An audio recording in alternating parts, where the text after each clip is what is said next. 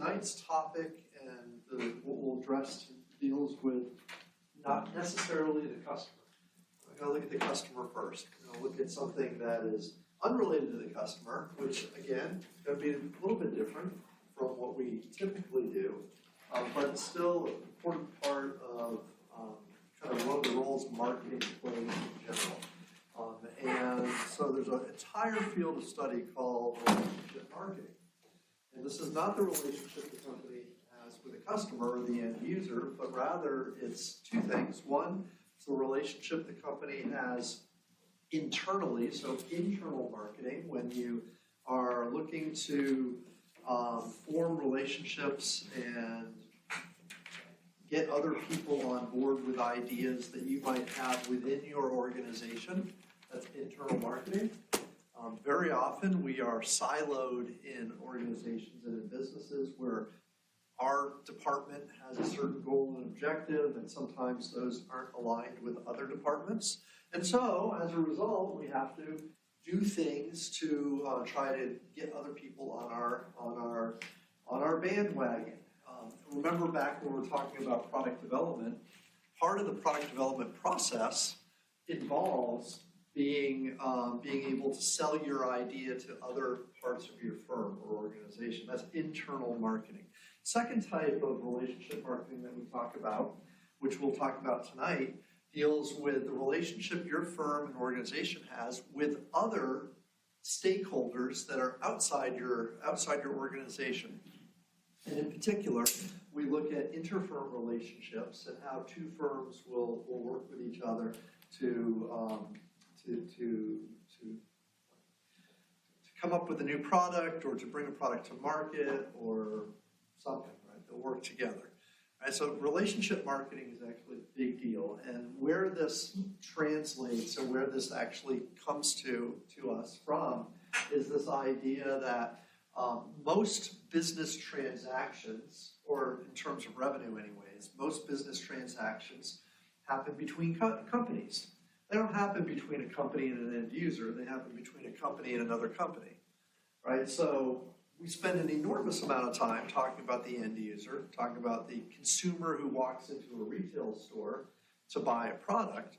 But the reality, the product that they're buying off the shelf has already been bought and sold several times before it ever comes to the retailer, right?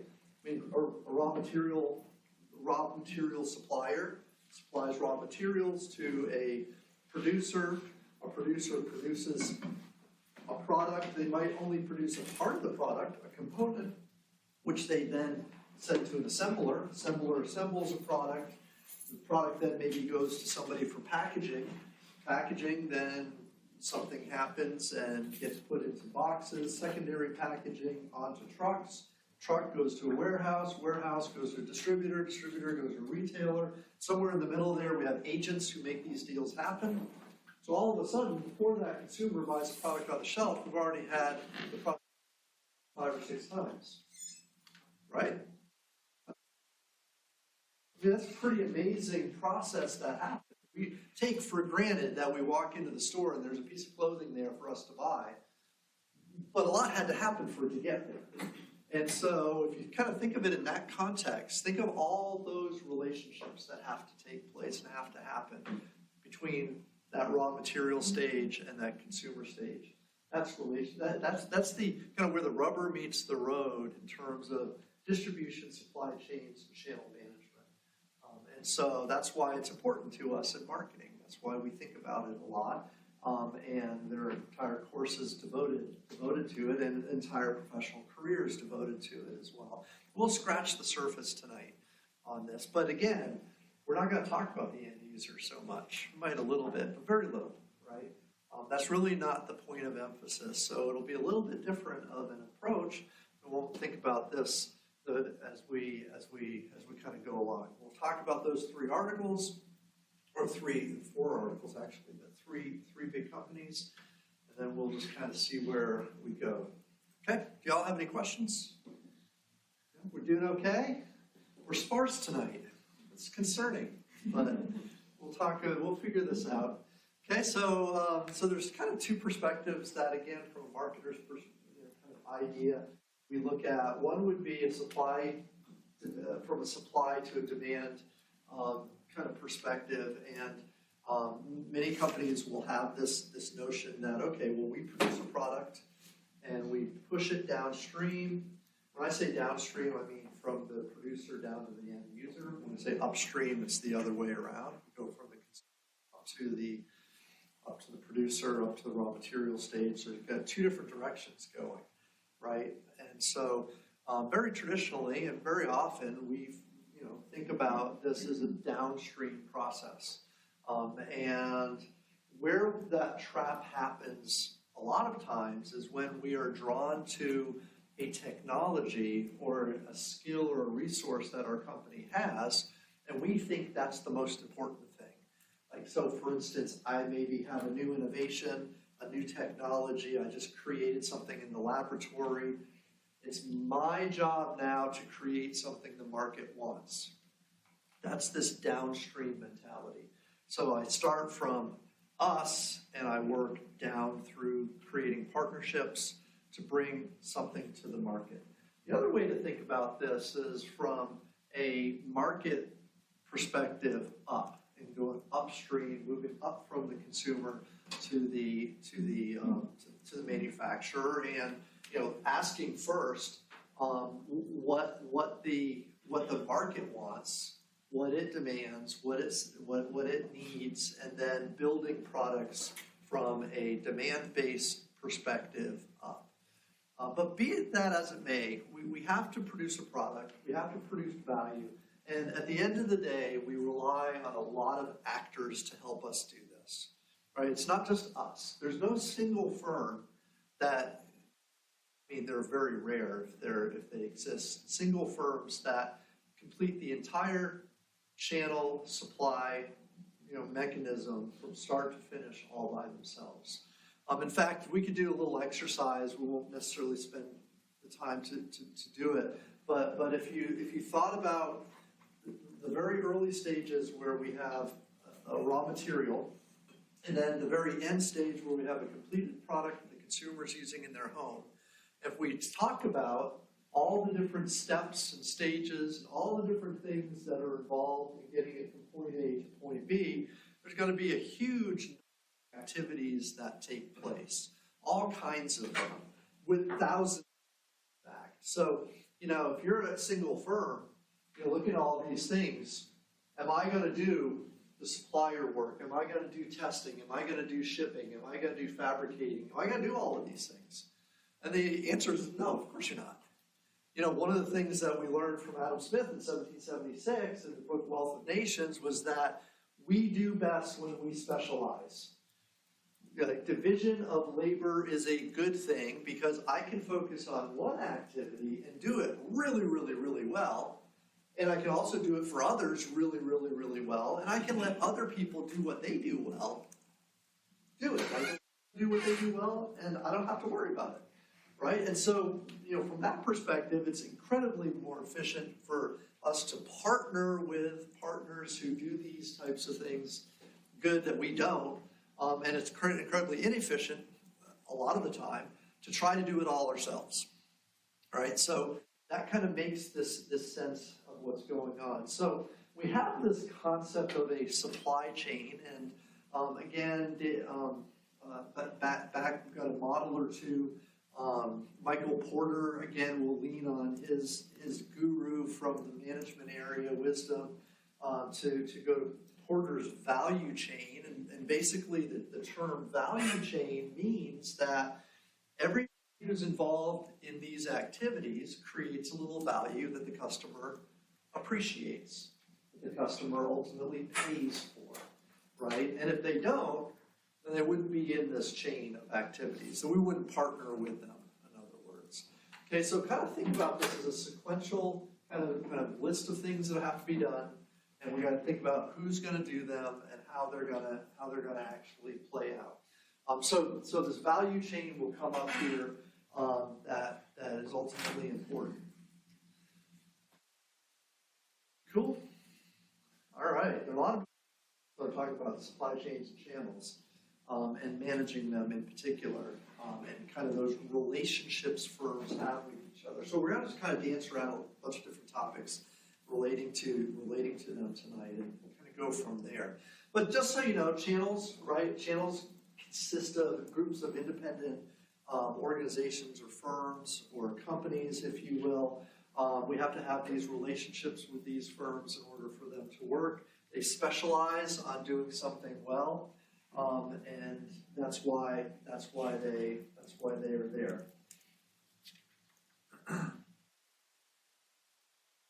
Intermediaries, another term that you'll hear used interchangeably a lot of times with supply chain or channel members.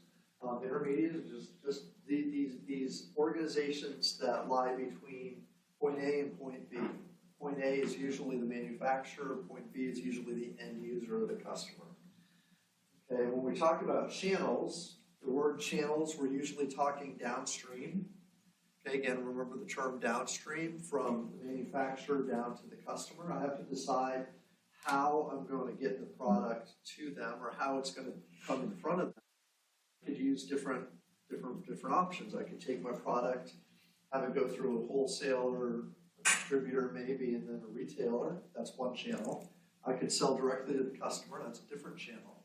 I could have an agent knock on the door and offer the customer the product. That's a third channel, right? So we have multiple paths to the customer. Each path is a channel, right? Typically today we use multiple channels to reach customers, usually not one. But those channels are composed of intermediaries, groups of businesses that will perform specific functions on our behalf. When I use the term supply chain, I typically move in the opposite direction, so away from the customer and towards the beginning of the process. So again, if I'm talking supply chain on the retailer, I'm talking upstream, talking about who gave me the product, who did I buy the product from, what distributor distributed it to me, what trucking company brought it here for me, what producer produced it, what raw material supplier produced or supplied raw materials. Right? So supply chains go up, channels go down. In between, we have intermediaries, though. All right, so these are kind of terms that are basic, but kind of thrown around a lot, right? They're just kind of thrown around a lot. So it's a good idea just to be sort of comfortable with those. Getting back to this idea of value, though, again, I mentioned this idea of Porter's value chain. And every single textbook in management has a picture of this. It looks like this. There are 5 primary to Porter's value chain. They sort of go in order.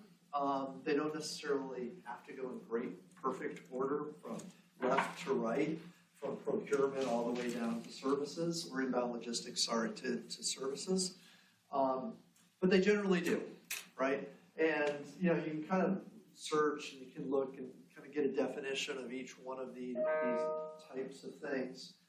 It's not a problem to do that, but you can imagine inbound logistics would be bringing in the physical, bringing in the raw materials, the operations, fabricating the value that you're going to deliver. Ultimately, outbound logistics, delivery, distribution, those types of things. Marketing and sales. So creating awareness and motivating consumers to want the product, to desire the product, and to create the exchange space or facilitate exchanges, whether that's at a retailer, maybe it's at your online store, maybe it's in a bazaar, maybe it's door to door, but that sale or exchange location has to be managed. Then service. So service actually kind of loops it all around. If people need upgrades, people need additional information, if people have needs or ancillary products that are associated with the primary product, warranties, all of those types of things get thrown into the service space there. Okay, so all of these things are happening to create margin. On the top, you'll see 4 items that sort of happen all the time in this model.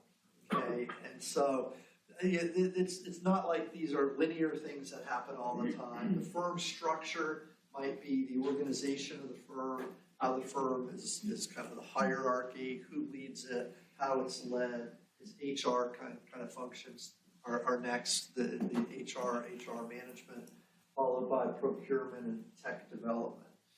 And again, this model's been around probably since 82 maybe, I can't remember the exact year. It's been around for a while, and so it's been well used, just kind of conceptualized and thought about.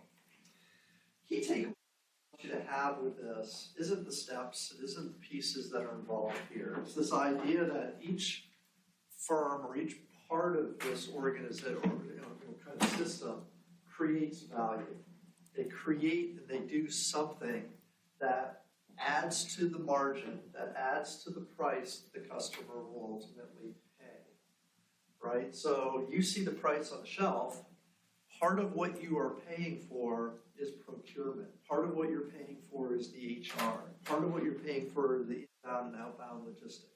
Part of what you're paying for different steps that are involved in bringing the product to market.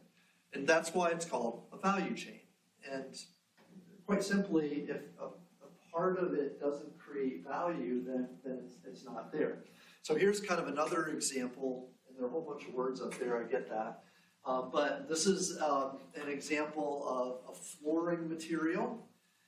So the customer wants to put in some flooring. The customer could be a contractor or just a homeowner, right? But the customer wants to put in some flooring. There's a whole bunch of steps that happen between start and the finish when the customer actually buys the product off the shelf. And importantly, each step requires some type of money or cost, right, that's involved here. So, the raw material producers, have a cost that they will incur. Some of that cost may include profit, and that's fine. 5 cents per foot is raw materials, but also fabricating those raw materials or doing something to them probably so that those raw materials can go to the producer. Producer then takes those typically a raw material has to have something done to it, and then the producer does something more to it. And they have 50 cents worth of work they do to it per foot. Okay, so as each activity gets done, a little bit more cost is accrued until the very end when the customer sees the price on the shelf. Now, this example shows that the price could be $3.55, as low as $3.55 per foot, but it also requires that in between here, the price also be paid forward, accounting for all the work that's already been done. So the building contractor, in order to, look at that $3.55, if the price were $3.55, they would need to acquire each linear foot of this material for $2.05. $2.05 plus their take would get us to $3.55. Does that make sense? It's kind of a backward way to think about this a little bit. And we can kind of put up these other figures here if you kind of backtrack it. So this is actually, there's a process called of pricing using this method. And what we do, and we did talk about it last week when we talked about pricing, but what we do is you take what the market would be willing to pay. So we go out and do some market research, and we identify how much they're willing to pay, and then we back price. We go from the consumer to each stage going backwards to identify what those prices should be based on what each intermediary requires, and then we see what we see what we would make if we were the producer, for instance. If we were further to the left of this chart, you can kind of see what that. All right, so demand backward pricing is what it is technically called. It's kind of tough to do, tough to think about. It's a tough idea to put into practice in reality. Demand backward pricing is. You can also associate with this something called channel margins. And we'll talk about channel margins here in just a little bit. But this is this whole idea of value creation and how it works throughout this process. Key things to think about as we kind of expand this a little bit further. the, the, um, the, the intermediaries that are in the system are there to do something. They're there for a reason. They're there for a purpose, right? They're there to do their job and do it well.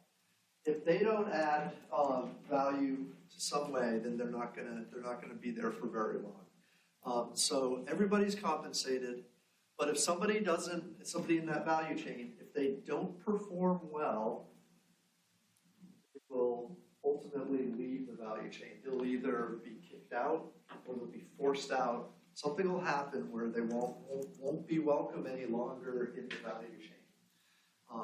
Okay, so think about think about this process. I'm going to just go back for a second. Think about this process going on here.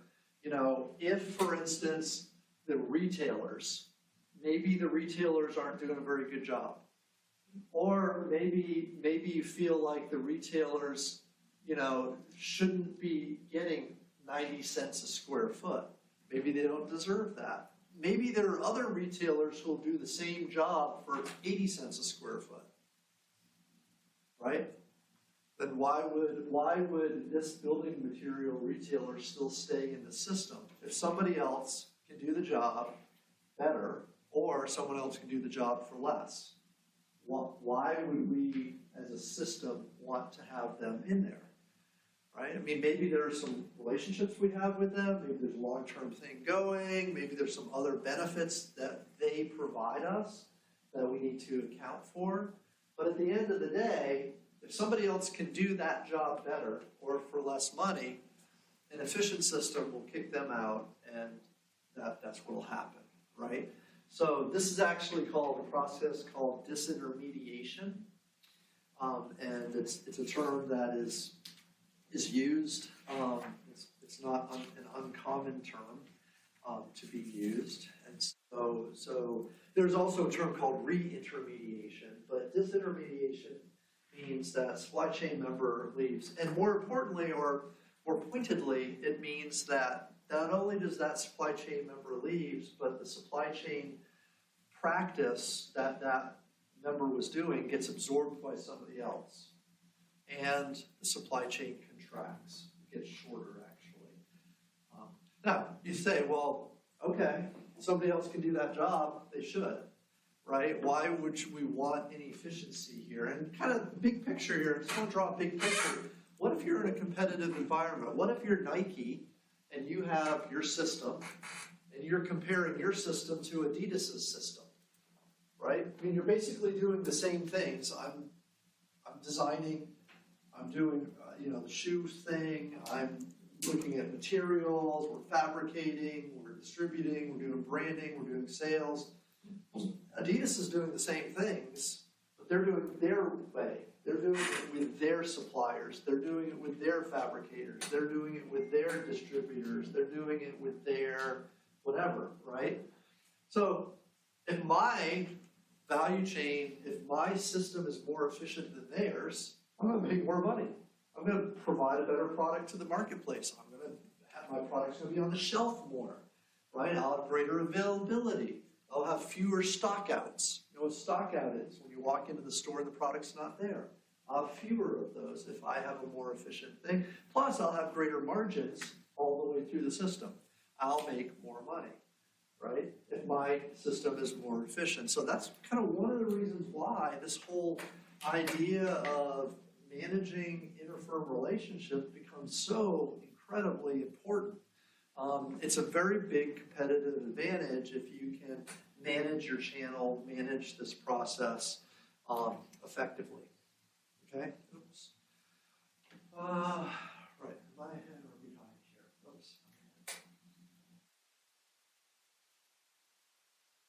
Okay. All right.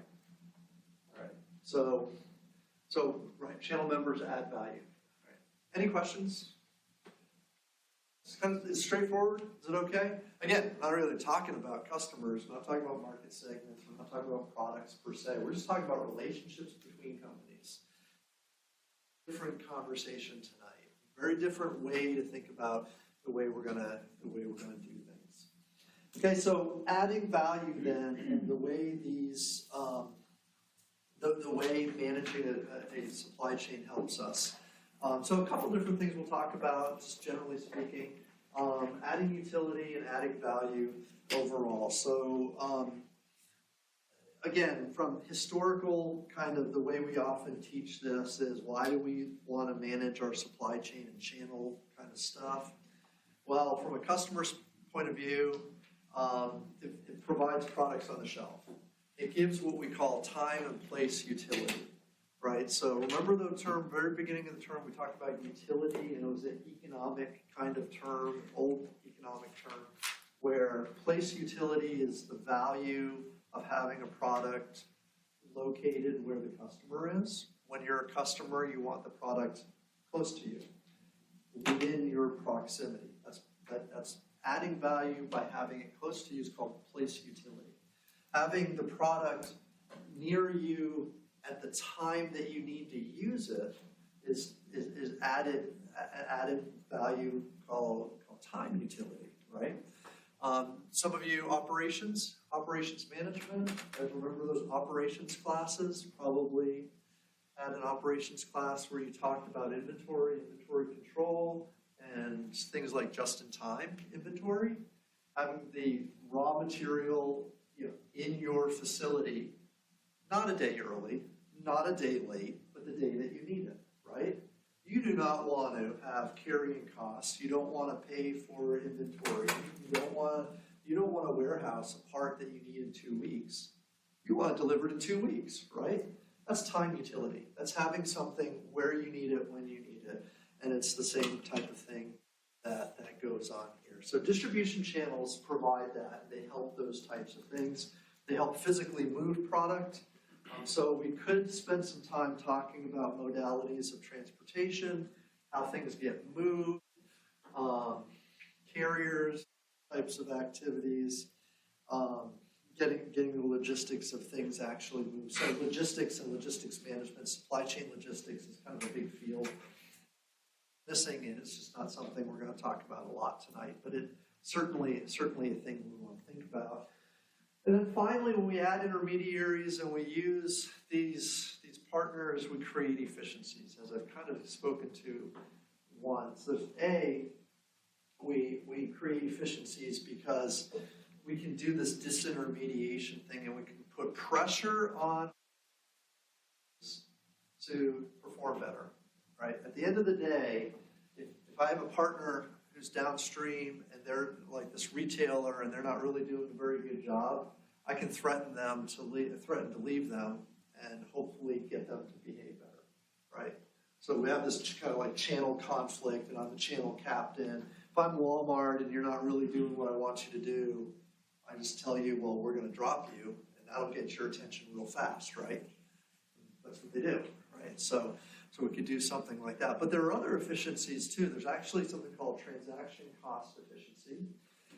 And this dates back a long, long time ago. There's a couple kind of illustrations that we'll see, kind of looking at that. Hopefully the illustrations work okay. But this efficiency also happens, think about the customer's perspective one more time, something called breaking bulk. I don't know if you're familiar with that term, breaking bulk. Anybody heard that term before? Breaking bulk? So if I'm a manufacturer, my desire is to produce large quantities, right? Because I have efficiencies of scale when I produce a lot at a time. Problem is, customers don't want to buy a lot at a time. They want to buy one or two, right? They don't want to buy 5,000 rolls of toilet paper. Even though it's efficient for me, the producer, it's not efficient and convenient for the customer, right? So what happens is I make 10,000 units, and I sell 2,000 units to each distributor. Each distributor then distributes 500 units to their retailers. The customer comes in and just buys 1 or 2 units because that's all they need. Breaking bulk is when you can take bulk purchases, split them up, and sell them in smaller units. And it creates efficiency that way. The other thing that they do is they create assortments for you. So when I go into Publix, if I go to Publix, the supermarket, I can buy cheese, and I can buy cereal, and I can buy milk, and I can buy Campbell's soup, and I can buy all kinds of products that are all dissimilar from each other. I can buy an assortment or a basket of goods because they're all under one roof. That's something intermediaries provide for us as a service. I don't have to go to an individual shop and buy individual things, individual product categories. I can go to one shop and buy all of those. So again, like lots of benefits here, right? Lots of good things that how value is created here. So this transaction cost thing, again, we'll look at one example from the COOS theory of transaction costs. Is something that has been around for ages, right? And it actually held for a very long time, it still does to some extent, that competition and profitability is very highly linked to how much it costs to make a transaction. Now again, this is kind of limited today when we think about competition and when we think about what goes into competitiveness of firms, but it's not. It's not out in left field. It still applies. And an illustration of this, we'll just skip to this, is kind of here. This is an illustration where you have a bunch of manufacturers and a bunch of retailers. And, basically the idea is if we don't have an intermediary, then the manufacturer, in order to distribute their product, needs to make lots and lots and lots of relationships. They have to do lots and lots of cold calling. They need to do lots and lots of knocking on doors and getting retailers to carry their products. Likewise, if I'm a retailer, I have to source my shelves, source my products through lots and lots of manufacturers, and this takes time. An institutional buyer in this case would have to go to all these different manufacturers and form a transaction of some type, or create a transaction of some type. So that's why there are all these intersecting lines. The example you see up here is that there are 100 manufacturers, so like 20,000 retailers. And that's just crazy, right?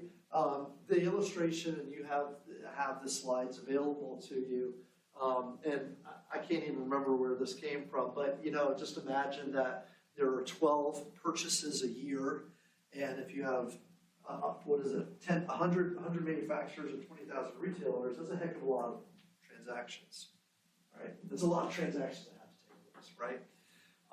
And if there is a cost associated with each transaction, well, you have to devote somebody to take the time to do it.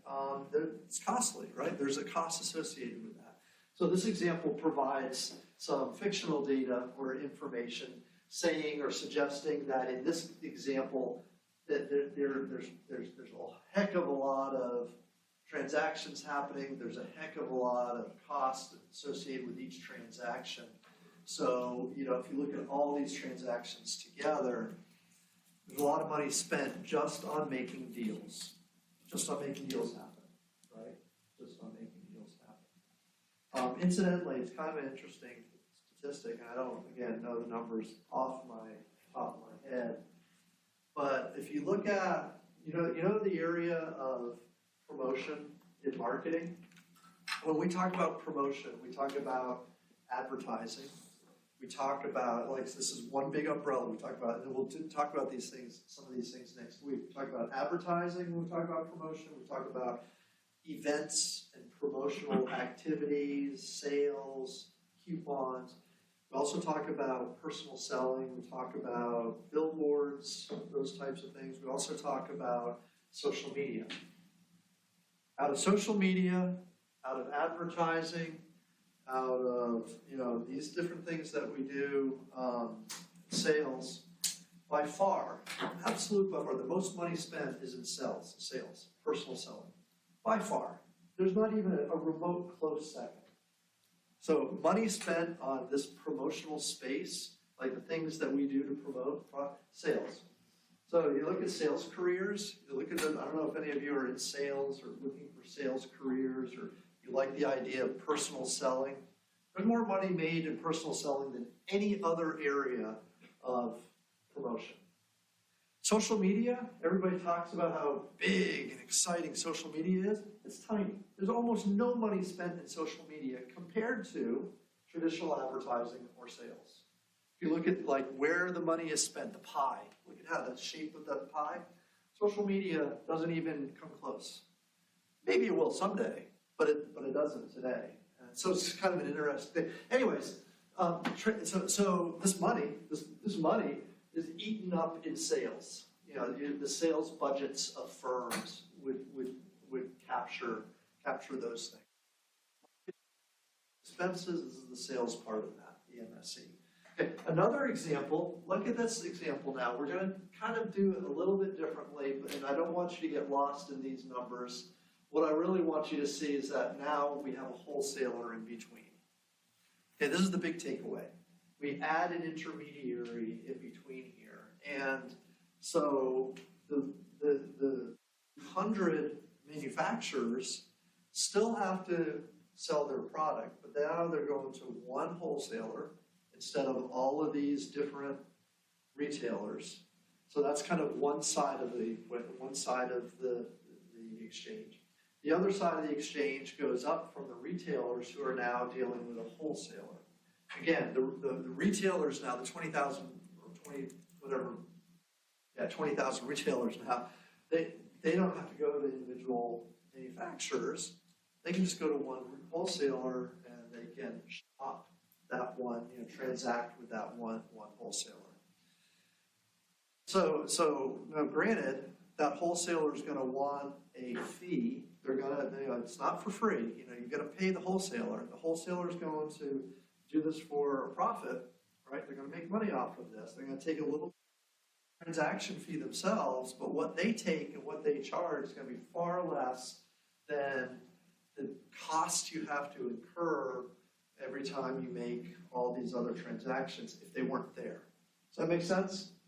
So I mean, just think of the number of transactions that are saved in having to do that. Now consider that each time you don't have to make a transaction, you're saving a little bit of money, right? So that's where the efficiency, really the magic of some of the efficiency happens as we move forward. Cool. Any questions? Good so far. Dr. Floyd, I have one. Yeah, absolutely. Is a wholesaler different than a distributor? So a wholesaler may, I want to get this right. This is not one of my, you know how every week I say this is my favorite subject? Yes. This is not one of my favorite subjects, but so I'm like, a wholesaler, and again, I want to get this right. Correct me if I'm wrong, anybody here who works in this. A wholesaler tends to take ownership of the product and then redistribute it or distribute it themselves. A distributor, if I remember correctly, passes the product through them, as opposed to necessarily taking ownership of the product. They may pass it and form more of the distribution piece of it. Again, Okay. That makes sense. that pretty close? I think it's pretty right, but I could be wrong, but I think that's about it. Yeah, and it's actually kind of important in some cases because, like for instance, if you're a small mom and pop store, you're going to be using distributors to bring you products, maybe wholesalers. But if you're a larger chain like Publix, you may do some of those wholesaling and distributing functions yourself. You may be large enough to, right? Because you're big enough, you can have a distribution system yourself and handle some of those things on your own. Anyways, all right, good. All right, perfect. All right, some other benefits then of managing supply chains or having supply chains, having intermediaries, kind of some of the other benefits kind of fall in these broader areas, which I'll just mention a little bit about. So one thing we're concerned about in marketing in particular is our ability to listen to the market and be able to receive and send information. So and we'll talk about this here in just a sec, or just mention it as one of the benefits later on. If the retailer is listening to the voice of the customer at the retail level, then they can transfer that information to us upstream. And likewise, we have information that we want to, the consumer to have, we can pass that through the system. If our supply chain members are strong and kind of on the same page with us. Right? So information flow becomes really important in terms of making decisions. This also happens like if I'm able to track sales at the retail level, and if I'm able to have, for instance, real-time sales data coming to me, and I'm the manufacturer, then that helps me understand my production rates, and those types of things as well. There are different systems where the retailers will tie in with the manufacturers. So, for instance, big retailers like Walmart, you're scanning those products across the scanner every time, all over the country, scanning products. Every time those products are scanned at the local level, those local sales go into a big database. And so Walmart could share, from that local data, they could share that data with like P&G, Procter & Gamble. And when Head & Shoulders shampoo sells in Myrtle Beach, then P&G can know about it, and they can adjust their production capacity and such if they see big upswings and downswings, and they can look at areas that are doing better and areas doing worse. If they're going to do, for instance, some brand advertising, and they recognize that sales are down in a particular area, they can push more advertising towards that space. That's information. That's the ability to share information drives a lot of those decisions. So that's important. Local promotion or promotion throughout the value chain. Don't mention it directly here. You might have heard the term a push strategy versus a pull strategy. Sometimes we talk about that in promotions or advertising. But if you have a distributor or wholesaler or retailer who's willing to advertise for you or willing to promote or stimulate demand for your product at the local level, then that's a good partner. That's a promotional piece that they're providing you as a benefit. We did you guys remember the Dr. Pepper 7-Up, the squirt case, right? You guys remember that case we just did not too long ago? Well, part of that process is local distributors, local bottlers, and retailers will pay a certain amount of money to do local advertising. Right? They're not expected to do national advertising, but they are expected to come to the table with local deals. Right? And so, again, those distributors are providing a service, a benefit of promotion. Being able to negotiate quantities and bulk discounts, right? So as relationship strengthens, your negotiating power does as well. And so you'd expect better deals from firms that you're closer to. So that's a piece of the pie. They're financing, and a big one, taking risk. So being able to financially support pieces of the supply chain it may be a big factor depending on your role and what you do. But here's the risk. The taking risk element is actually super important. So here's the deal. Say I've got a new product that I'm launching. I'm not really sure how the product is going to perform in the marketplace. So, I'm a manufacturer. I put a lot of money into this product. And now all of a sudden I've got a retailer, though, who's carrying my product. And, the product's success lies in how well the retailer does, in selling it to some extent. But here's the deal. The seller, that retailer, has great incentive to sell the product. They want to make money just like we do, right? So they choose to carry our product they choose to put it on their shelf. We're using shelf space, which is expensive. They're putting personnel in the store to sell our product. So in other words, the retailer now has a vested interest in the product's success, just like we do. If the product fails, then the retailer loses money.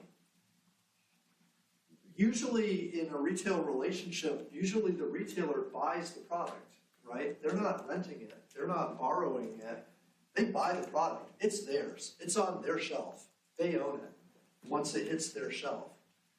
So if they don't sell the product, they lose money, period, right? So it's in their interest to push this product, just like it's in our interest to create a good product for them. But we share the risk together, I guess, is the takeaway, right? They're at risk losing money, we're at risk at losing money, so we're both incentivized to carry on and do the best that we can. All right, so lots of great things are going on here, lots of reasons that are important for us to kind of think about, which kind of leads us to kind of a mini wrap up here of this idea. But managing our channel.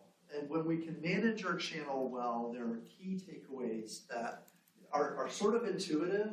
And we've kind of mentioned some of these things, but to summarize them in 5 or 6 or 7 different elements here. Increased availability and the availability of the product on the shelf.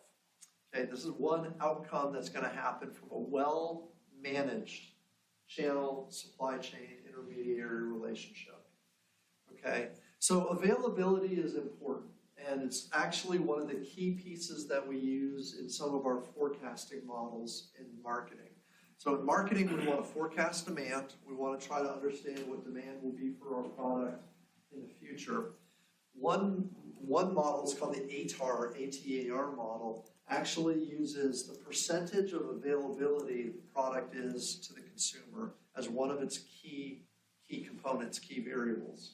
Okay, so in other words, this percentage of availability is just that. If the product is available to 80% of the market, then 80% of the market has the product in front of them and is capable of buying it. And not 100%, 80%, right? If I'm able to do a twist and change my distributor a little bit, if I'm able to kind of get a little bit more efficiency from my supply chain, maybe I can bump that up to 90%.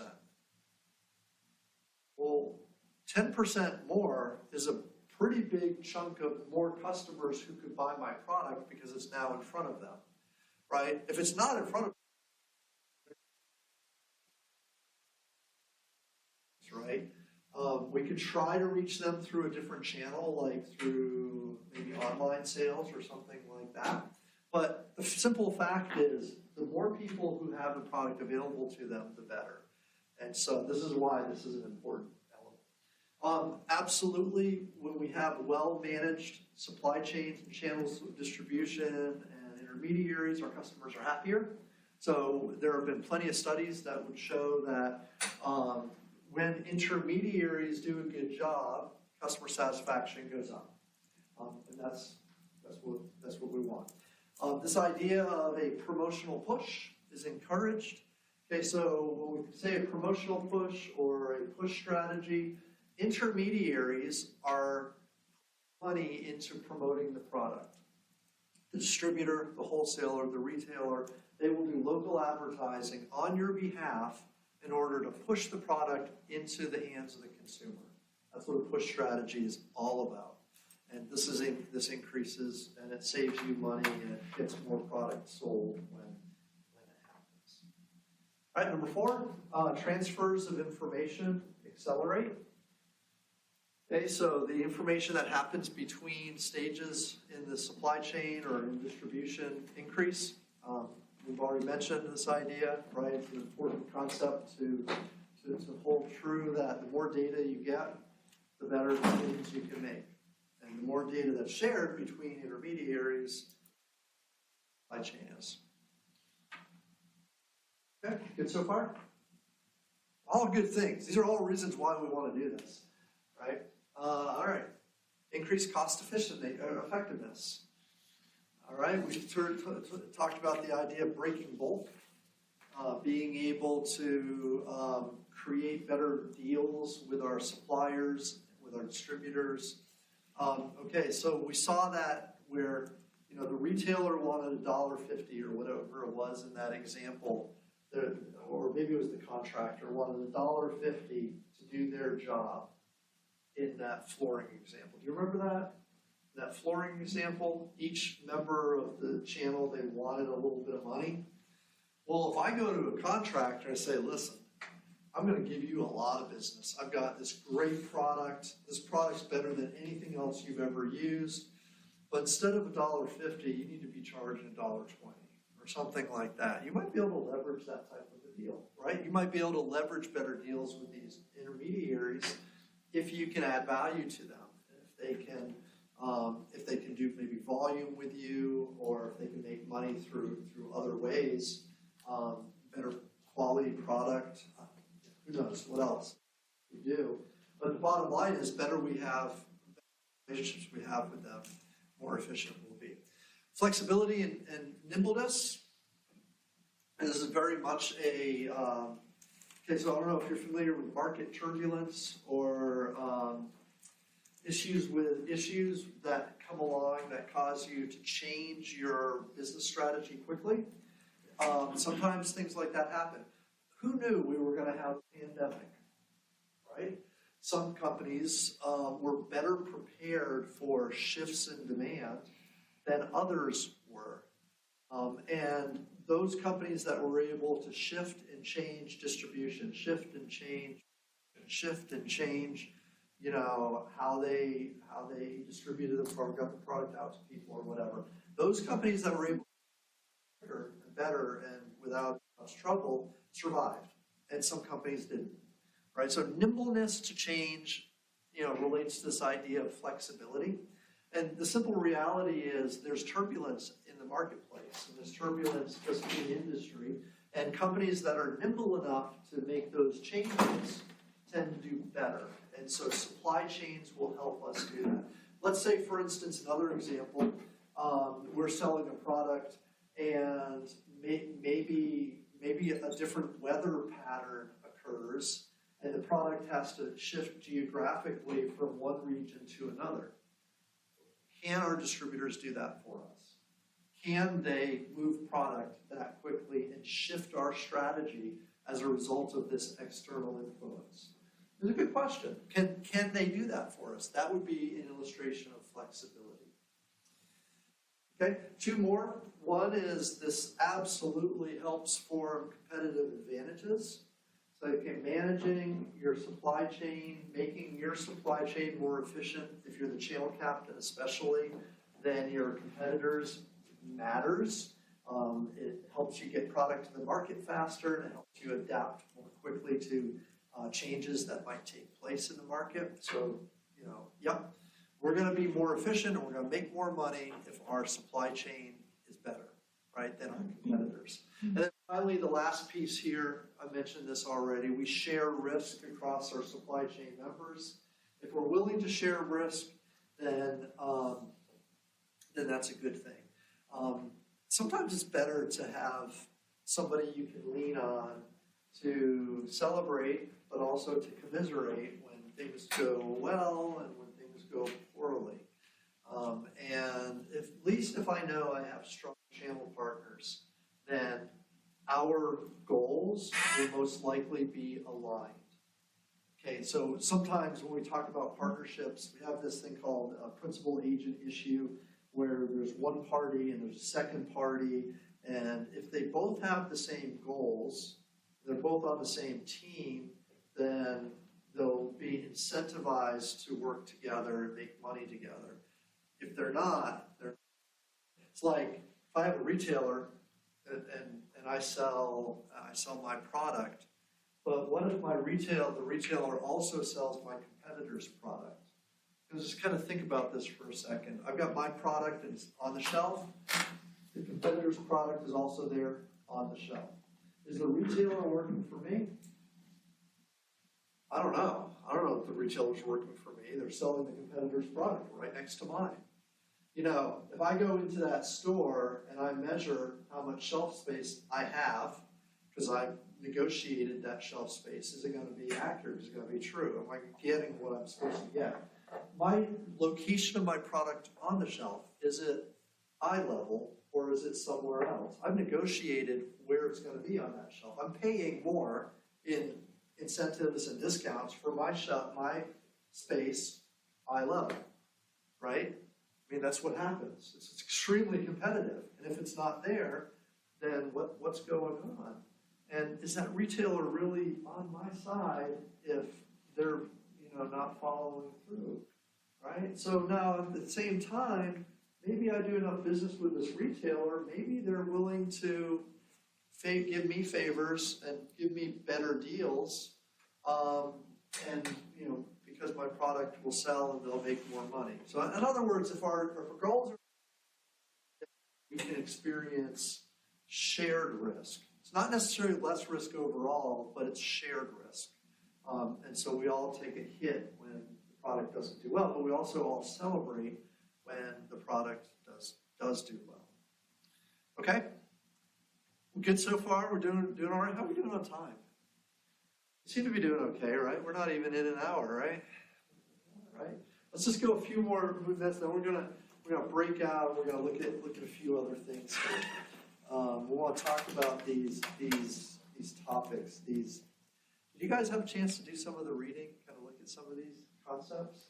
Kind of interesting. There's two separate deals going on, right? We're going to talk about all three of them. All right. Right here a second. So the last thing I'll say, kind of introduce kind of this idea. I know we're kind of bouncing around a little bit. I do want to mention this idea of channel design just a little bit, because I talked about it some. And this is like a typical picture you'll see, where we describe different paths that the customer can interact with the product through. And this one here shows an illustration where you've got a company at the top, electronic components company. They've got their products, and they've identified basically 3 different market segments. So I want you to just kind of sit here for just a second. We have large accounts, we have medium accounts, and we have small buyers. So think of these as market segments. They've done a segmentation process, and they are defining different markets by the volume of product they buy, by the size of their account probably, how much money they spend in this product category, right? Large buyers, medium buyers, small buyers. Okay, so that's kind of the way it is. And the idea here is that large buyers have a certain process they use to buy the product. They have to, how they buy the product is a little bit different. The tolerances and the needs they have are a little bit different. So the way we approach a large buyer to motivate them and to sell to them is going to be different than how we motivate and sell to a medium buyer, and that'll be different from how we sell to a small buyer. Okay, so it kind of makes sense if you did this customer profile thing really well, you'll be able to describe these 3 market segments.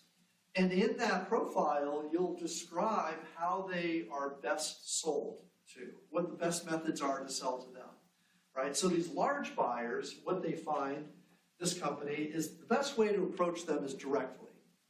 Let's go directly to them. We're going to have an internal sales crew. They're going to go out, and if the account is $10,000 or more, it will be sold. We want to handle them, in other words, right? We want to be one-on-one with them. We want to answer technical problems. We want to be able to establish a relationship with that customer. Okay. Now, medium-sized customers are a little bit different. Well, we might go directly to them. What we're actually going to do is outsource this a little bit.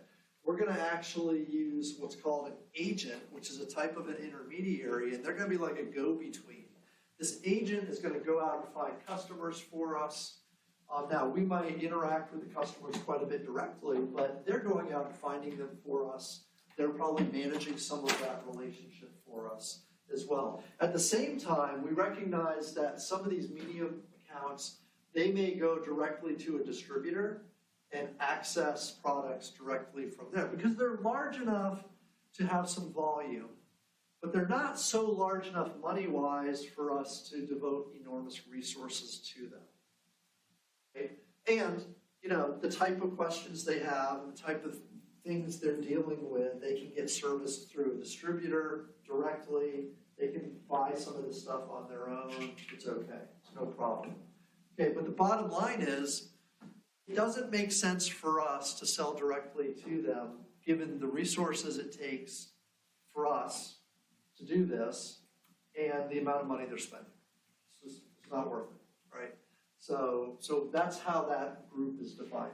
The last group here, because of the volume because of the revenue or the amount they're spending, really they're best served by going to a retailer or going by some intermediaries that will work between us and them, right? I mean, this is what these retailers are for, these types of buyers, right? The types of questions they have, the retailer can answer. Now, here's the other thing. If you think about just sheer numbers, there are going to be a whole lot more of these small buyers. So there could be thousands and thousands of these small buyers where there might be only 100 or 2 of these large accounts. So to handle the volume of these small buyers, we also need the volume of retailers who can satisfy their needs, right? So kind of this channel design should be largely driven by the market segments you're looking to serve. And the design of the channel, like how you reach the customer, should match the desire and kind of the interest of the segment, right? Kind of makes sense to do that. So that's kind of the way this kind of works here. And there are a couple different designs. This is we have 3 different ones. Very, very common though for a company to use multiple channels, right? It used to be the case where companies would use 1 channel, maybe 2 channels. But of course today it's easier to kind of think of multi-channels as kind of the process to kind of go through.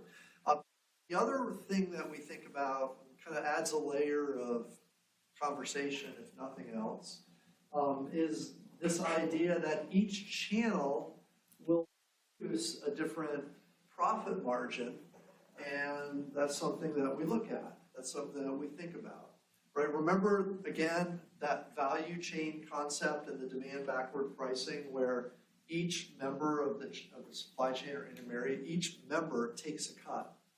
The more members there are, the cuts that are taken, right? So kind of think about that from a profitability standpoint. And what we'll usually do is we'll look at a margin or a profit margin by channel. So we call it channel margin. How much money are we making from each channel of distribution that we have to offer?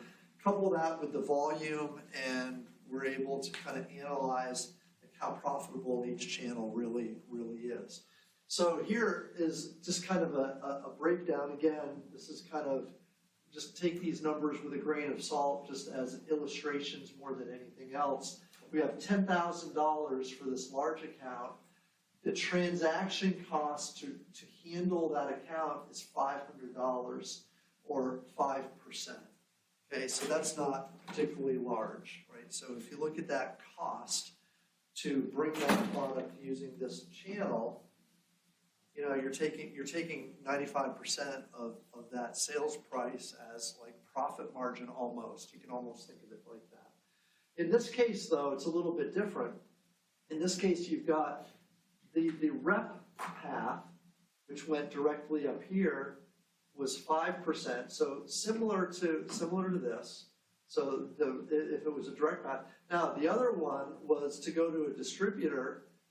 And then there's some transaction costs involved there. So we have a slightly different cost structure to bring the product to market here. We had 5% if it went straight up to that sales rep. Here we have 17% because we've got this distributor, who's this guy here. And then we have a little bit more cost involved there as well. Okay, so the cost structure is different. The margin we're making is going to be a little bit different, right? Than the first channel. Third channel, final channel, there'll be a couple more layers involved here. Here, most importantly, we have a discount, we have a retailer in here who needs their cut, 20%. So we're paying the retailer 20% to do their job, right? But remember that we can't reach all these small buyers. We don't have the skills and technology, or we don't have the wherewithal, we don't want to reach all these buyers, the small buyers. So we're paying somebody else to do it for us, and that's costing us 20% margin, basically, right? That makes sense? You know, I'm making these decisions on how I'm getting this product, and it's kind of important to think about this because our profitability in one margin is going to be a whole lot different than our profitability in another margin. But that's how we balance these things. Remember, these customers want to go to a retailer. They're comfortable going to a retailer. They don't need us. They don't need us to visit them. They don't need us to call them up every day and make sure that their order worked for them. They don't need that, so we don't need to spend the money to do it, but we are going to spend it in terms of how the retailer works there. Okay, there's a term called pocket price, which we might also talk about as simply channel margin. Okay, the net value of paying these costs. So instead of $1,000, I'm pocketing or I'm receiving $673 out of that $1,000. So instead of $1,000, I'll get on average $673. For this $3,000 account, paying everybody, depending on the route that they go, on average, I'm getting $23.52. And for these large accounts, all it's costing me is that 5%. So I'm taking on average $9,500. Okay, so think about this. This profit. Then we can calculate that into percentages, like what percentage that is. So we can look at our profit margin in dollars. We can look at our profit margin percentage by channel margin. Okay, so that's kind of one of the things that goes into the calculus. The other thing that goes into the equation and kind of thought pattern is the relative percentage of sales from each channel. And they've given us a little bit of an example of this. 40% of the sales come from these small buyers. So in other words, units sold, 40% here, 40% from the large buyers, which seems really high. It seems like that should be smaller. And then 20% though from these folks here. So in other words, we're also concerned about the volume from each channel, and whether that makes sense. So if I didn't have these retailers, I'd have to find these small buyers some other way. If I really screwed this up, I could lose 40% of my business. 40% of the business is a lot, right? I can't lose 40% of my business and stay in business. Just can't do it. So that 20% that's costing me here, well, I don't like that. I think that's exorbitant. If I don't pay that, I have to find a different way to satisfy these customers. I don't know if I'm going to be able to do that. All right, so these are kind of these changes that we sort of need to make. The last piece of this that kind of shows, again, in the slides, you've got this.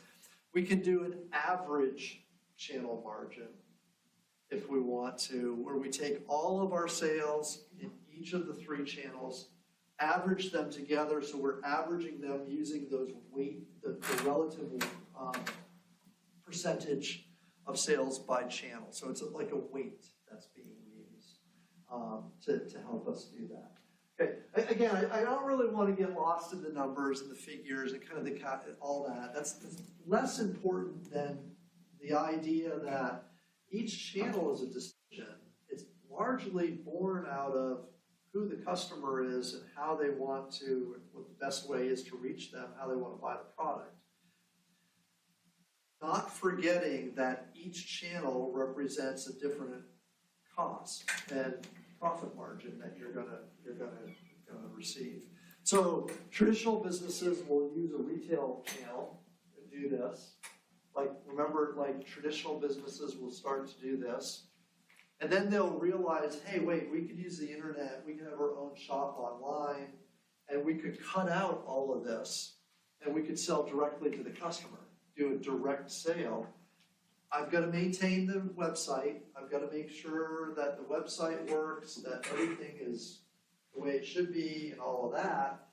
But if I'm able to do that, and if I can do it at less cost than these costs in here, then I might want to do that, right? That makes sense. So now I can be more efficient. I can sell through my website, online, using a direct channel. My profit margin is going to be higher, but there are a few things I'm going to have to do. I'm going to have to do customer service. I'm going to have to do the site itself. I'm going to have to do those types of things. I'm going to promote the site. I'm going to have to advertise the site. I'm going to drive traffic to the site. I'm going to do all that, right, that the retailer otherwise would do, but I capture that revenue directly instead of paying them to do it. Now, at the same time, not all my customers were willing to buy online. So I probably can't completely abandon this direct channel. I probably still have to do it, right, for the customers who truly want to walk into the retail environment and buy there. Right? But this is kind of a fun kind of exercise, something to think about in terms of how this works. All right, cool. What questions do you have? Do you have any questions? Any ideas? Any thoughts? But tonight's discussion is totally different, right? Totally different than what we would normally say marketing is all about. But it all starts with like these relationships between firms. Okay? Cool. All right, so here's the deal.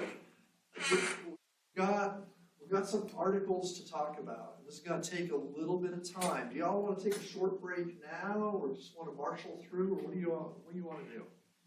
Take a short break now? Okay, we'll take a short break, no problem.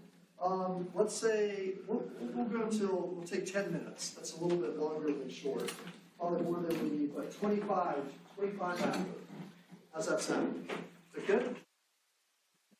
Excellent. 25 after, we'll come back.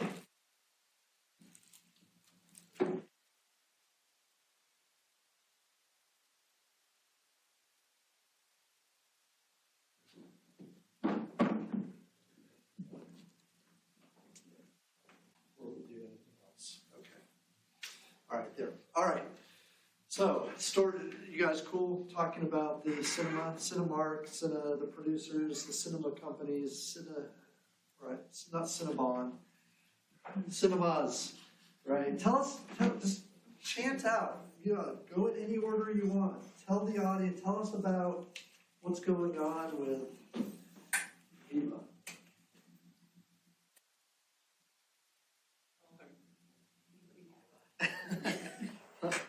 Well, just the general idea is like basically coming from the title. Like big chains are putting a lot into independent theater owners, like in this case Viva. Like these big chains such as Landmark or AMC, they're getting certain deals with movie producers and people like them. To get like the newer movies in their theaters, and they're not allowing the independent theaters to get those kind of movies. So they're having a hard time dealing with that. More about it? Yep. Well, they're saying that they're not gonna show their movies within 3 miles if there's a competitor that shows the movie first. So they're kind of like, it's not a competition, but to movie producers, like if a big company like that says they're not gonna show the movie in their theaters, then the producers are more likely not to go with small companies because they want to keep working with big companies because they want to like sell it more, show it more. Their instinct. Tell us all about it. Why is this happening?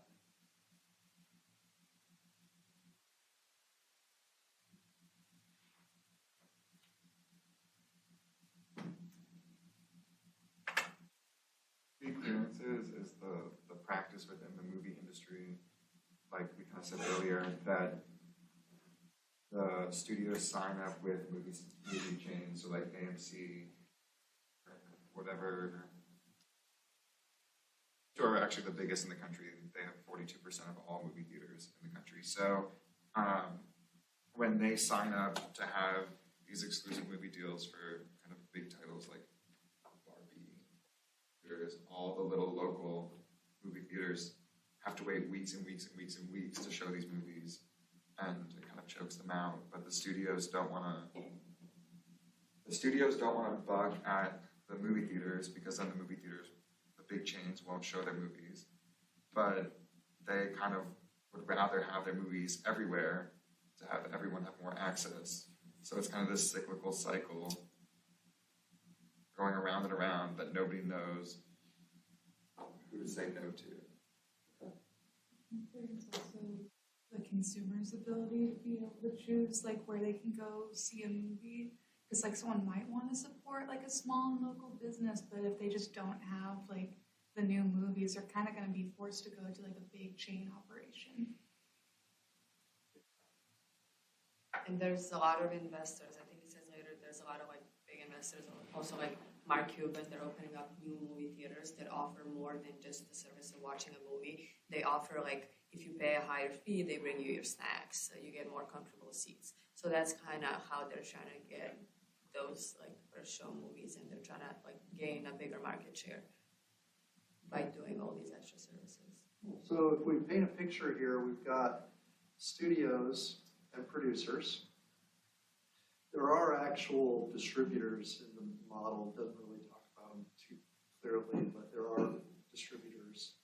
And then we have retailers, who are the theaters out there. And some of the retailers, some of the theaters are chains, right? So a great majority of screens out there are operated by chains, Cinemark, AMC, companies like that. And then there are independents, basically. And so people who have power and leverage would be who? Big chains. Big chains. Big chains have a lot of, they put a lot of people in the seats, right? They put a lot, they show a lot of customers. And so what's happening here? They're going to the, there's a relationship between the big chains and the distributors, or the producers, however you want to describe them. And there's a relationship between them to say, well, look, if you're right, you know, kind of Nick, you had this idea that there's a cyclical, it's like a reciprocal issue that's happening. The distributors, they want to get the product out to as much of the market as they can. Remember that idea of availability? Availability, right? Everybody who can see it, to see it, right? Chains, though, are saying, they're kind of flexing their muscle and saying, well, you know what, if you don't, you know, if you give this product to everybody, then maybe we won't show it or whatever, right? But it's kind of like calling their bluff. Somebody needs to call their bluff, probably. So there's an industry standard, and this is very, very important. The clearance concept is an industry norm. It's a practice that happens in the industry.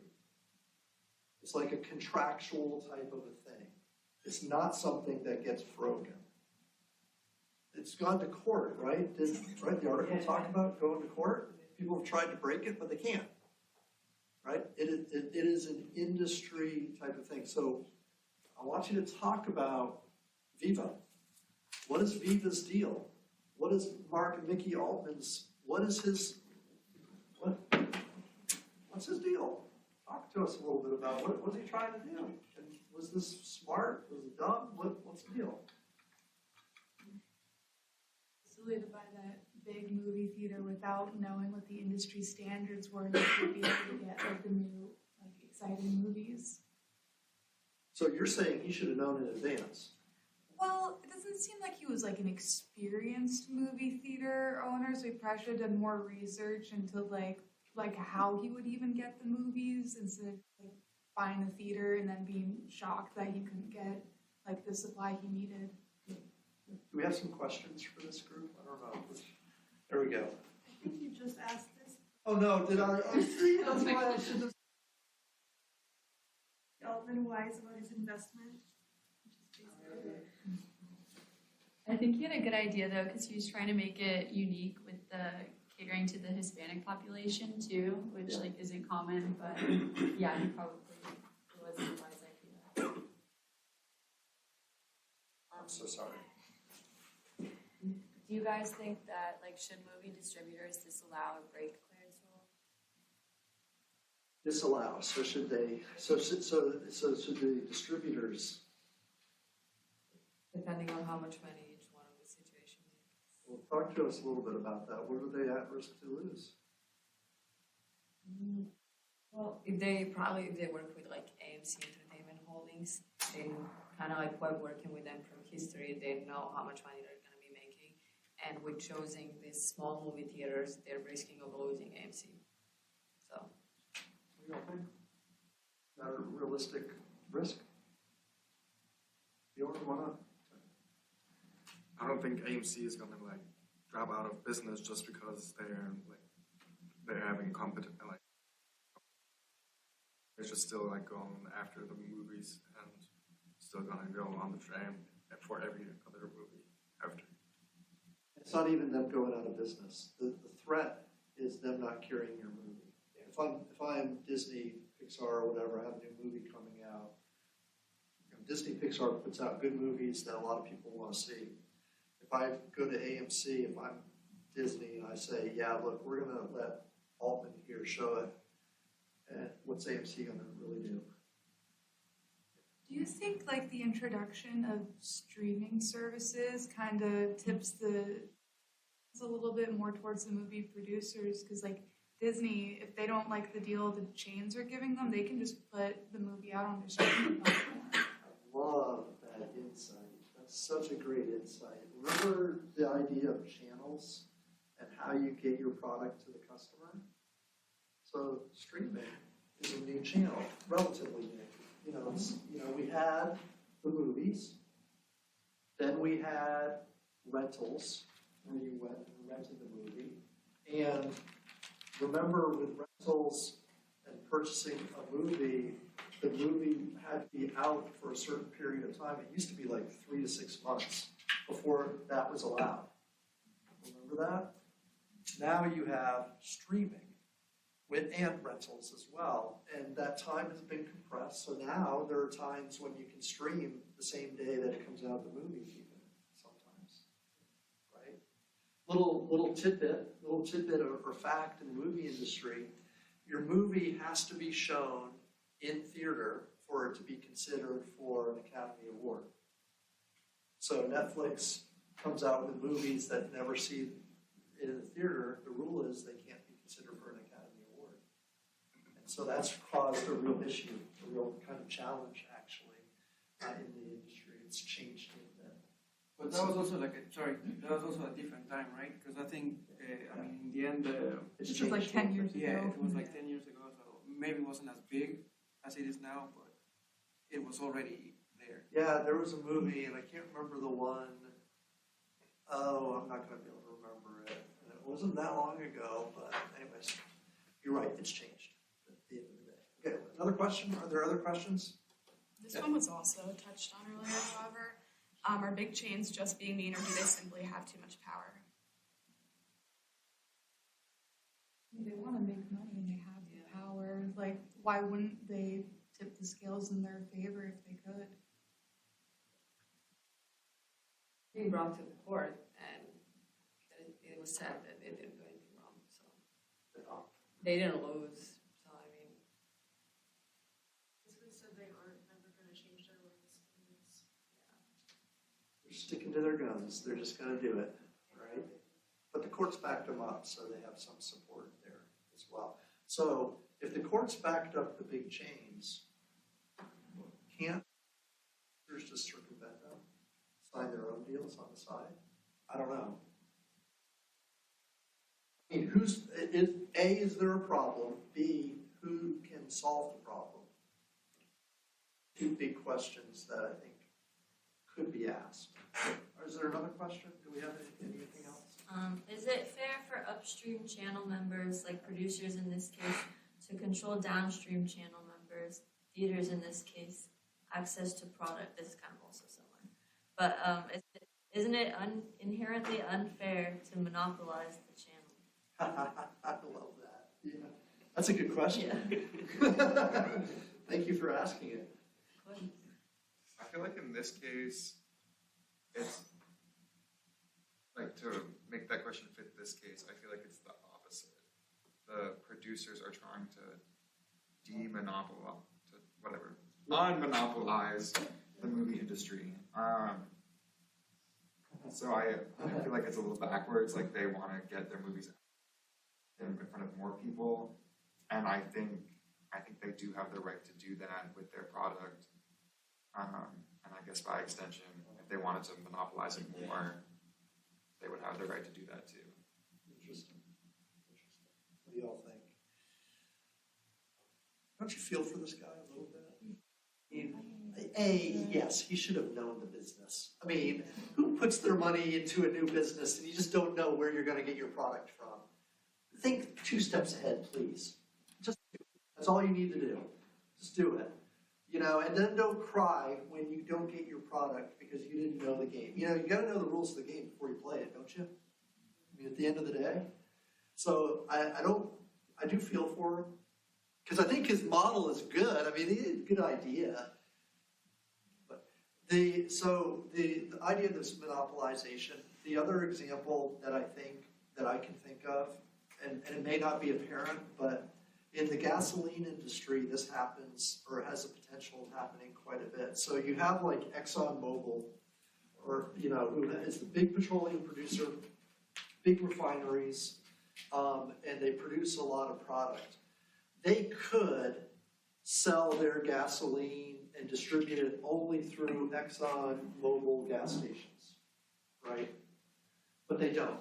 They also sell through all kinds of other gas stations too. So like when you go to Walmart and there's Murphy, like gas, they're getting their gas from somewhere. They're not a producer. They don't run refineries. They're getting it from Mobil or Shell or one of the big companies. So in other words, ExxonMobil is also supplying these independent companies with gasoline. And if they didn't, then they would monopolize the downstream sale of gasoline. Does that make sense? So there's like this, so there are actually also laws in place. So like when Exxon sells, for instance, to a mom and pop shop, they have to sell at the exact same price that they would charge their own station for their product. There's a law that requires them to do that. Otherwise, they create an unfair monopolistic experience downstream. So channel control is regulated to some degree, and that's what this question touches on a little bit. That's a good question. A tough one.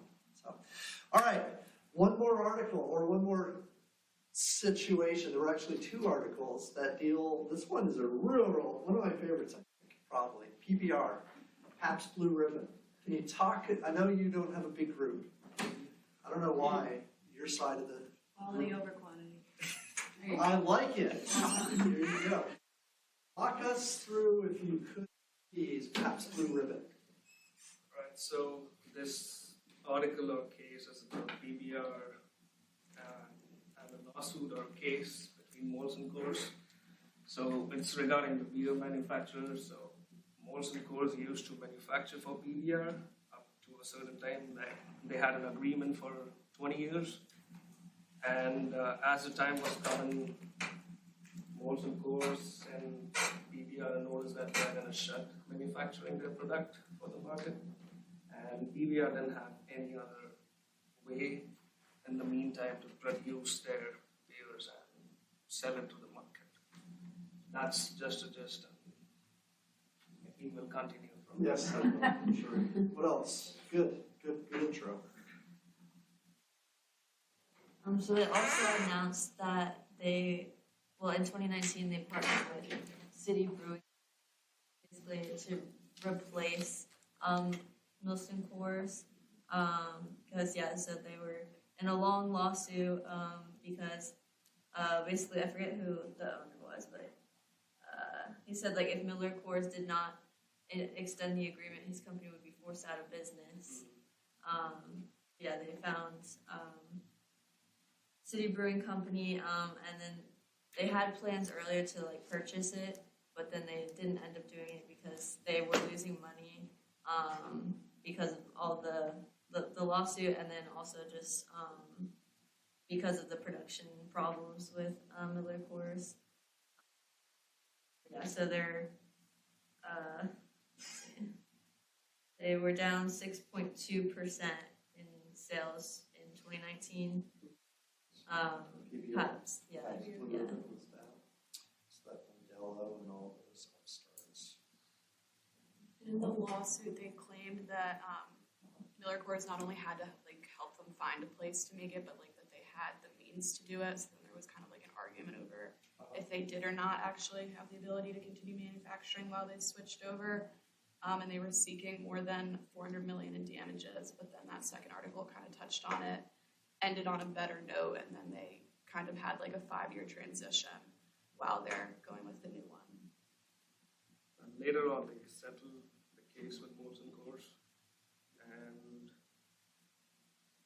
one of the main reasons for them not supporting them was like Molson Coors, like the Miller and Coors company, even their sales were declining. That was one of their reasons to not continue growing for PBR. That was one of the main reasons. We can talk about the agreement. We kind of touched on it, but the agreement aims to enhance operational excellence and its like commitment. So With the city brewing, lawsuit, what'd you say? with the city brewing, their new agreement? Yeah. Yeah, okay. And then how they're gradually going to transition its production over the next like few years. In this case, at the time. Perfect. We have some questions. I'm not gonna ask questions because I got in trouble last time. I don't want to preempt any awesome questions that are asked. Any questions? Any questions? Should City Brewing be cautious about their new deal?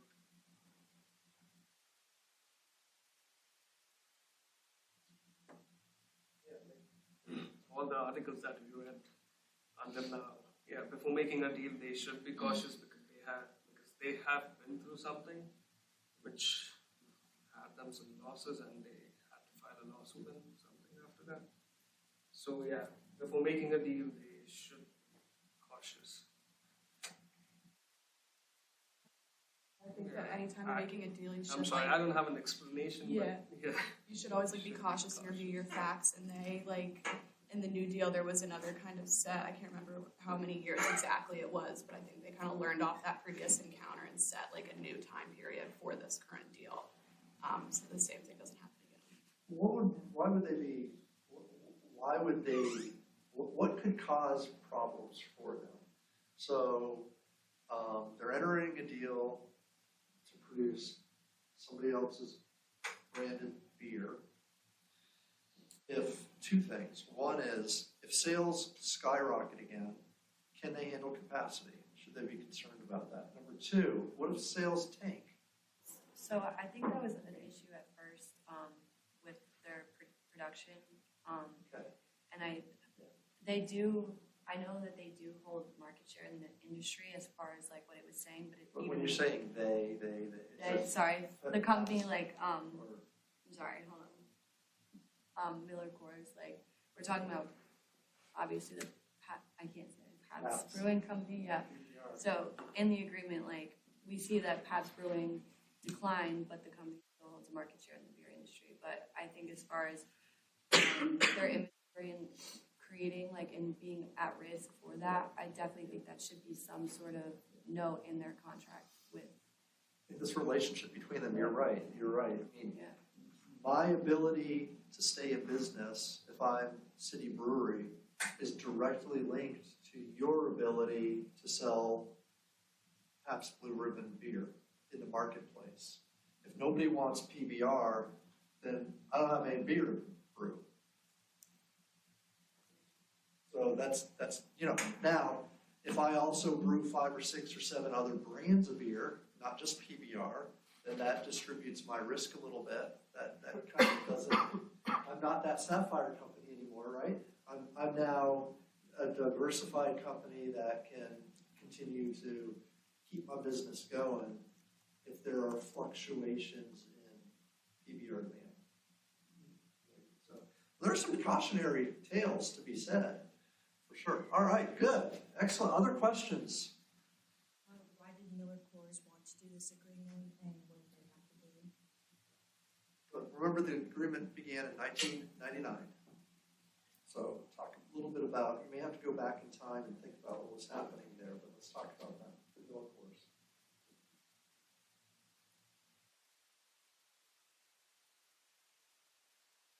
I guess it's the brand and like it's an ale versus like, it's like the different types of beer. I'm not knowledgeable about this, but like there's like the lagers and then there's the ales and there's Sure like are. all the hops and the all that stuff. So like I know PBR is like a very well known brand. Like when you see the logo, like I guess they wanted to like sell that under their umbrella.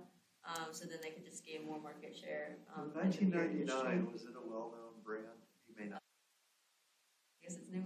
Well, Well known for being a crappy beer. Oh, really? Yeah, nobody drank PBR. Do people drink it today? Is it still a thing? No, it's still bad. It's still It's bad. still bad, but But is people it- buy it. But Likes it's to still buy it cool. because it's Yeah, like like all of a a sudden novelty. everyone was drinking PBR. It was the weirdest thing. Actually, I have a video, it's, I don't have it with me, but it's a video on how PBR became a hipster beer. How did that happen? Yeah, it's a really funny video. Uh-huh. It touched on a little bit of that in the article Yes, as I well. think it does. I feel like I've watched that happen. It was weird when it did.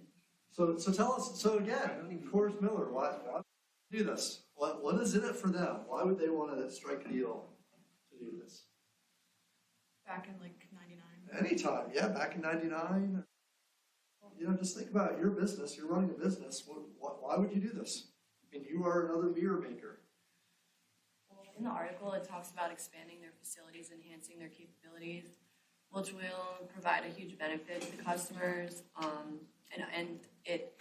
They looked forward to brewing PBR because of and other great brands in their Good. portfolio that are beloved locally and nationally, and that'll bring them all together like back more money because if they're selling more of the product, they're gonna and they're in the operation chain, then it's beneficial to them.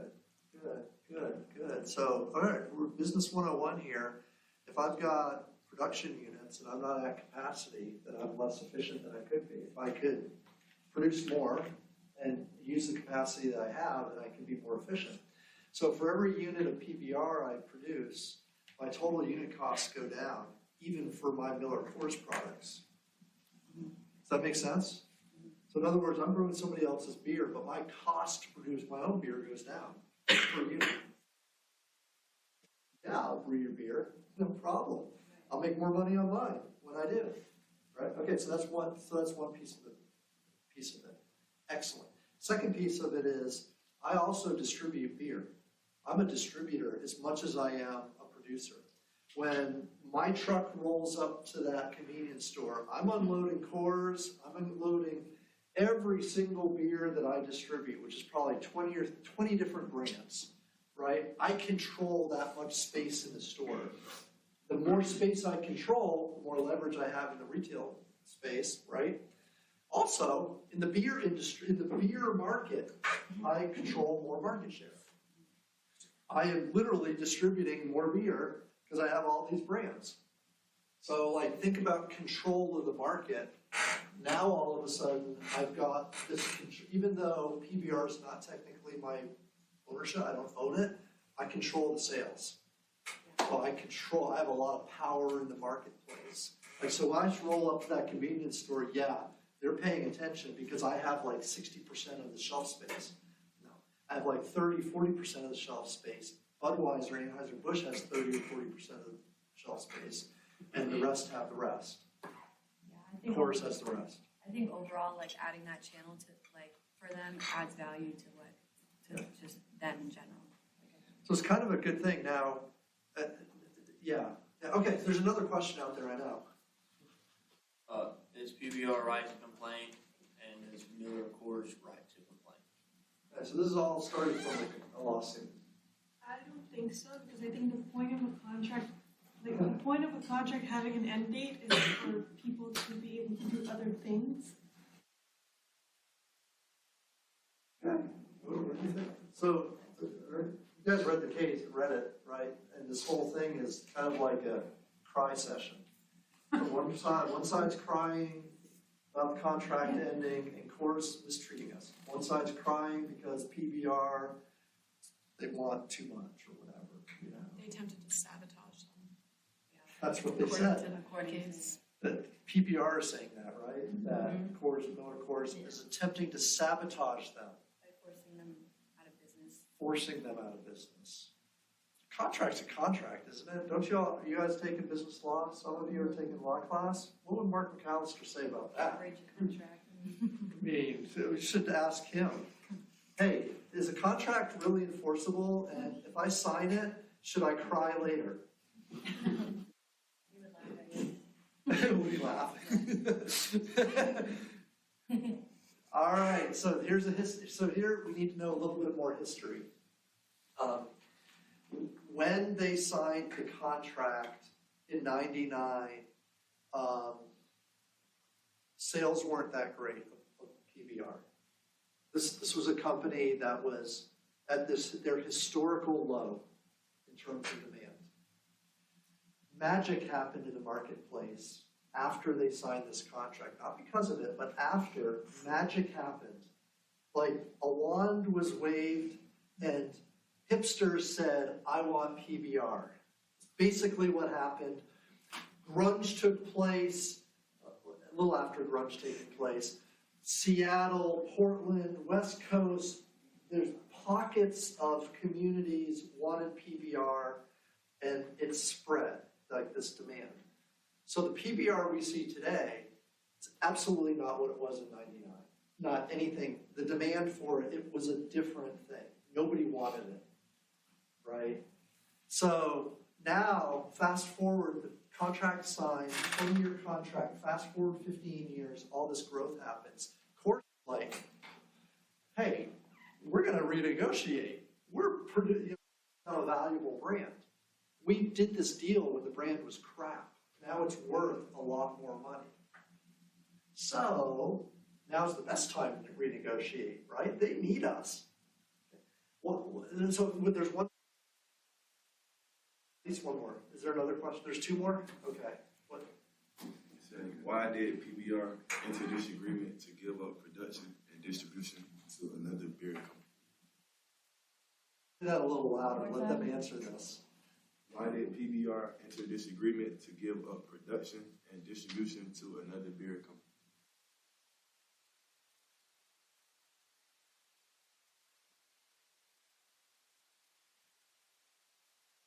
I'll fill in a little backstory while you're looking and thinking. I'm PBR. I'm a beer company. But I don't have the capacity, the ability, I don't have the financial resources to actually brew beer. I don't even have the capacity and the resources to distribute beer if I do brew beer. How could you call me a beer company? I mean, this is '99. This is what's happening, right? Okay, so now fill in the blanks. So it's like why they're giving Miller Coors to work with City Brewing Company is why that's the question, basically. Okay. You can ask it again if you want. Well, they said that, so Miller Coors' like whole thing was that they thought that they didn't have the brewing capacity, so I think they wanted to work with someone who was more willing to like use their capacity for PBR versus like Miller Coors could use their own to like just make more of their, Miller Lite or whatever. So I think they want to be with someone who's like more excited to work with them, and so they have more of the power, like because it's the majority of their production volume of like PBR's production volume.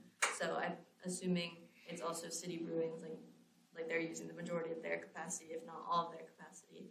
So then they have like a little bit more control over City Brewing. Yeah, this is the new twist. This is the new twist with City Brewing. City Brewing happened after the contract dispute. The contract dispute was settled. We have one more question now, right? Yeah. And it relates. Yeah, as PBR learned from the past, as and evidenced by their new deal with City Brewing. Yeah, so it kind of relates to this, right? So now, in that article, does it talk about who owns City Brewing? George Clark. That didn't say like a company. It doesn't say? Okay, well, PBR actually owns about 40%. They have a 40% stake in City Brewing, as it turns out now. So they now have an ownership, kind of interest in an actual brewery that can brew their own beer. So there's a little bit like this thing called vertical integration when you start owning your supply chain members. This is one of those cases where, so have they learned their lesson? Like, this is one of these deals. They relinquished all, now, again, in 99, they didn't have any money, and the brand was awful. The brand value wasn't a valuable brand. Brand equity was low, all that, okay? 99. So they relinquished a lot of their capacity and their ability to Miller Coors because they couldn't produce. Miller Coors could. They couldn't distribute. Miller Coors could. So they signed this contract, but in signing this contract, they gave away all of this power, this ability. 15 years later, Miller Coors leverages that. They take advantage of that to say, well, we're going to renegotiate a new deal with you now that you're powerful, now that you have a strong brand equity. PBR cries and says, oh, you're sabotaging us. You're taking advantage of us. Well, 15 years ago, you shouldn't have given away your company, basically, right, in this contract. Now, we have an opportunity to move forward, and PBR does. They've learned their lesson, probably. They're a little bit wiser. They have a stronger position now to negotiate. So they find another brewer, that they work out this kind of deal to be able to control brew. Ultimately, distribution may come into place as well. It's kind of an interesting story. It's all about relationships between companies, though, and what you're willing to give up in order to stay in business. It's all about relationship strength and things of that nature. One final, any other comments? I was Googling PBR. Oh, yeah, I don't know sure. much about it. Yeah. Turns out Charleston sells the most PBR cans for the last 9 years. Are you serious? Charleston's bar, the recovery room, last year sold 5,482 cases of PBR. No kidding. So we are in the PBR mecca of the world right now.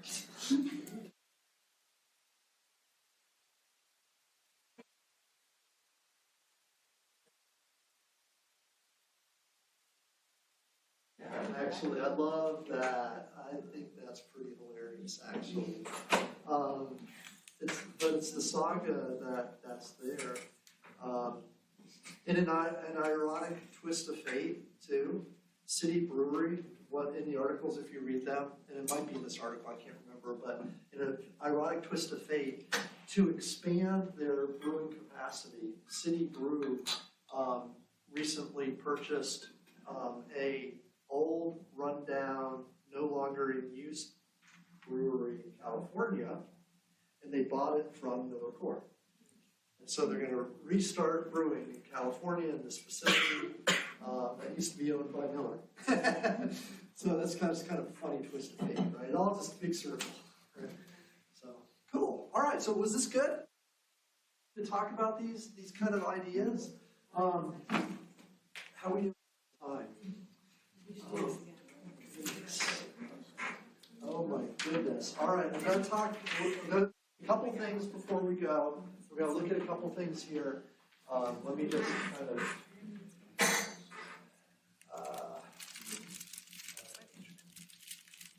okay. We'll spend a few minutes talking about a couple more concepts and then we'll move forward, okay?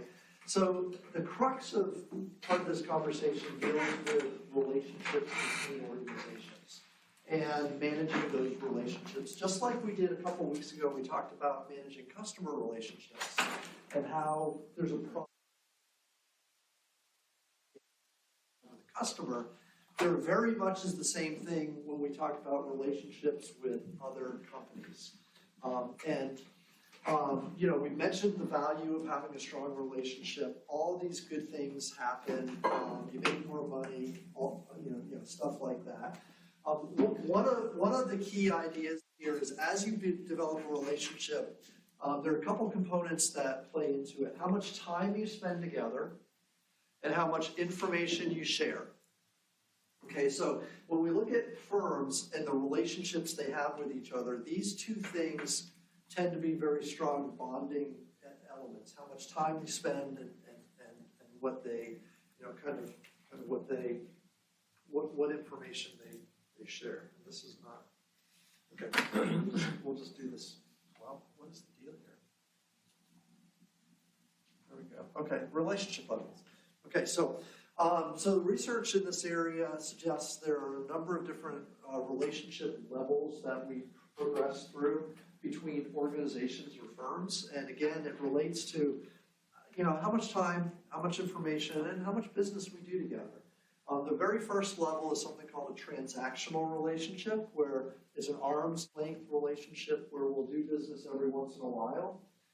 But there's no guarantee, there's no, there's nothing to say that we're not going to not do business together. We might do business together again, but there's nothing to suggest that we have to. That's a very weak relationship, right? You can imagine that that's just not a very strong bond that you'd see between companies in that type of sense. Next step is a repeated transactional relationship where it is what it says. We do business together every once in a while. It's not the first time we've done business, but again, our pattern of doing business may not be consistent, but we've at least done business a few times already together, which then if we do this over a period of time becomes a long-term type of a deal. And our relationship strength grows and grows and grows, okay? And that's a good thing that we want to encourage. Again, we think of like the roles our business partners play with us and how much do we want to rely on a company if we don't have a strong relationship? So go from repeated transactional to a long-term relationship, bringing us to something called a buyer-seller partnership. Okay, so in a buyer-partnership, we're going to sign some contracts with each other. We're going to agree to do business with each other in more of a formal way. We'll get to the point where we know each other a little bit more. We'll know the salespeople calling on us. We'll know each other by their first names. We'll visit each other every once in a while. But we'll typically have some contracts that'll at least ensure some business will be done between us back and forth. So that's, again, a step up, right? We're committing to each other a little bit more every time we take a step here. A strategic alliance is when we form a partnership that will yield something new together, right? So we're doing something together, and in fact, when we start looking at alliances, they're sometimes hallmarked by a sense of exclusivity. So in other words, we're forming not only a partnership where we're doing business together, but an alliance suggests that we have a vested interest in each other. So if I'm supplying you with a raw material, if we're in an alliance, what I might do is not supply your competitor with the same raw material. Does that make sense? So in this way, think about, Apple takes it a couple steps further, but think about Apple controlling 40% of the world's sapphire market, using 25% of it, right? I mean, if they can control raw material, the supply of raw material, then they control a whole lot of other industries, not just their own. It's kind of like Dr. Evil, right? Controlling the whole world's supply of sapphire. Everybody else who needs sapphire has to go through Apple in that case, right? So it's kind of this strategic alliances are very, the goal of a strategic alliance oftentimes is to control elements of the broader supply or channel to the market. Right? Okay. Networked organizations is going to be the sixth level. In a networked organization, what happens is we do business together. We do business, but I do business with another third party. Like, let's say I do business with my raw material supplier, but I also do business with a trucking company. And so what I do is I link my trucking company with my raw material supplier, and we network together.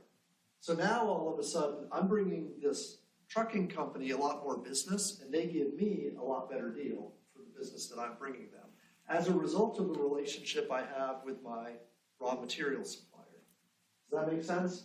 So there's like a network of relationships that are happening, like a network, and they're all predicated on the relationships that we form. I have a real strong relationship with one, I have a real strong relationship with the other. I connect the two, and I end up benefiting all the way around. Everybody does. Right? But it's a network. We share a network together. And that's kind of makes sense to do this sometimes. The last and final stage would be some form of integration. Okay, now when we talk about controlling the channel, controlling kind of our world of business, the ultimate thing you can do is buy a component of your supply chain. I think, didn't Apple go so far as to purchase or buy this company? Did they? I don't know if they did or not. Maybe they did. Buy the product, I think. Just buying the product, they just signed a contract? So I thought that they built a factory or something. Anyways, regardless, if you are a company and you purchase, you buy, you acquire other members of the channel or supply chain, then that's called vertical integration. Now, again, let's go back. Let's just step back here and say, well, look, how much information and how much time are we sharing together? If you have an arm's length transaction, it's not very much. If you own the company, it's a lot, right? I mean, there's a lot